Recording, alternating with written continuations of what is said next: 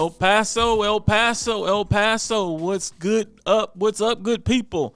Welcome to FSEN Daily, Wednesday edition of FSEN Daily. We try to take these Wednesdays and have a entrepreneurial Wednesday.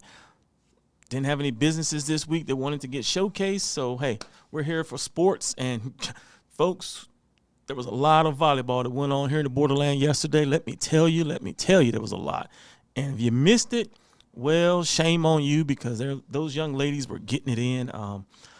We live streamed out the Canuteal versus Chapin game last night, and I got to tell you, folks, that was a slugfest. There's a lot of young, talented ladies here in the Borderland doing their thing, and if you're college coaches out there and you're not recruiting them, well, I hate to tell you, but you're missing out on some really good talent. You're missing out on some really good talent.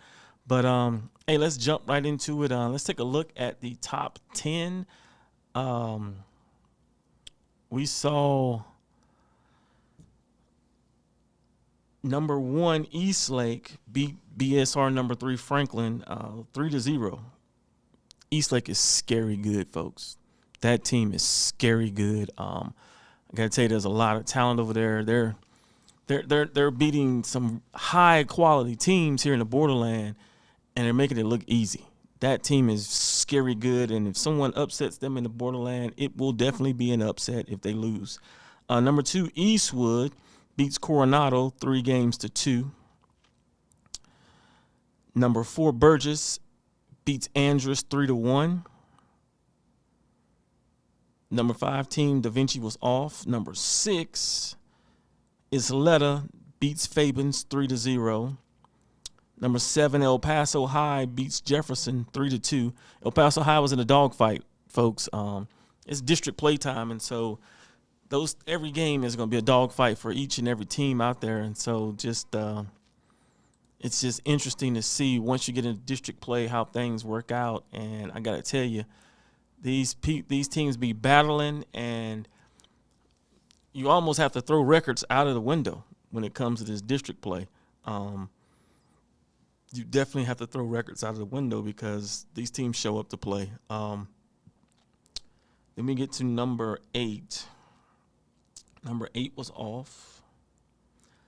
Number 9 was off. So you got number 10 Americas beats Parkland 3-0. And that kind of summed up yesterday. But I want to get back to this Chapin-Canuteal game. It's one of those that's turning into a real rivalry, I think, here. Canuteal got down in the 4th set, and they just refused to quit and fought back and tied it up in the 4th set and forced the 5th set. I think Chapin thought they was going to close it out, but let me tell you, it's a lot of talented young ladies out there. You got to start going out and supporting these volleyball games, supporting these streams for the volleyball games, watching. You got to start watching some of these talent here, because you're going to miss out on a golden opportunity to see what's going to be next here. And some of this talent, don't be surprised to see on the UTEP roster in the coming years. Let's do a prelude now to Friday. Friday, some of the top matchups. You got Eastlake taking on number 1 Eastlake taking on Pebble Hills at 6:35 at Eastlake. You got number 2 Eastwood hosting Montwood at 6:35.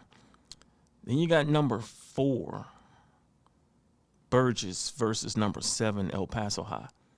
That is going to be one heck of a game on Friday. And I wish we could be in the house, but unfortunately we won't be able to make it because we will be streaming El Paso High versus Canuteal football. Looking forward to it, definitely. Number 6 Isleta will take on Sanelli. Then you got number 10 Americas taking on Hanks. Now, Hanks just got knocked off yesterday, starting off 4-0. They got knocked off by El Dorado. El Dorado team is that's a scary group as well. They're going to pull off maybe another. They're going to look to pull off another upset, but that El Dorado team did knock off Hanks, and so just another opportunity there for teams to for players to step up and showcase their abilities. Also on Friday, and I want to jump to this, we've got high school football. High school football right around the corner. As I bring that up, there is a few games today. I think Da Vinci plays today. I know they play on Thursday. And then those are the big things as with the high school football. So if you go to the fieldhousesen.com, you can get scores for volleyball, football, rankings. You can get stats. You can get standings. We've created this website free of charge so that you guys can jump on. If you need to get some information, jump on, grab it, and jump right off.